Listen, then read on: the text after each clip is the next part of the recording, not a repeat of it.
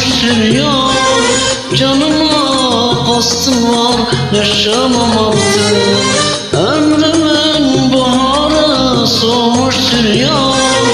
Canıma kastım var, yaşamam artık. Arayan dostlarım beni bulmasın, doğmasın güneşim, sabah olmasın. Kuytu bir köşede ömrüm son olsun. Canıma kastım var, yaşamam artık.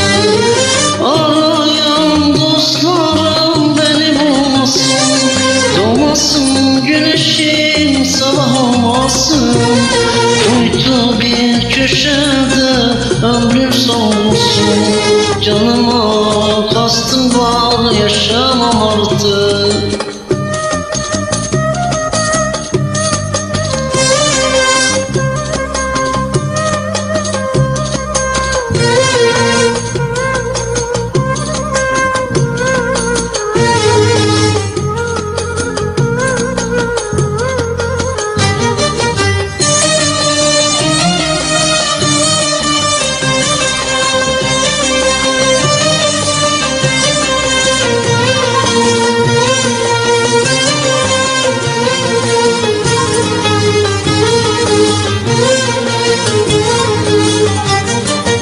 Neşesi olmayan ömrün eğleyi, rüzgardan savrulan yaprak gibi.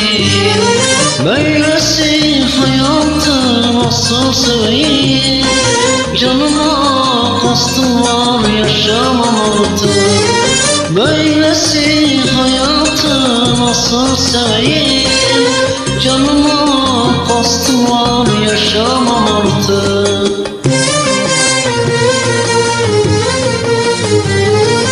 Arayan dostlarım beni bulmasın, doğmasın güneşim, sabah olmasın. Kuytu bir köşede ömrüm son olsun. Canıma kastım var, yaşamam artık. Arayan dostlarım beni bulmasın, doğmasın güneşim, sabah olmasın. Kuytu bir köşede ömrüm son olsun. Canıma kastım var, yaşamam artık. Arayan dostlarım beni bulmasın, doğmasın güneşim, sabah olmasın. Kuytu bir köşede, ıssız bir köşede ömrüm son olsun. Canıma kastım var, yaşamam artık, yaşamam artık.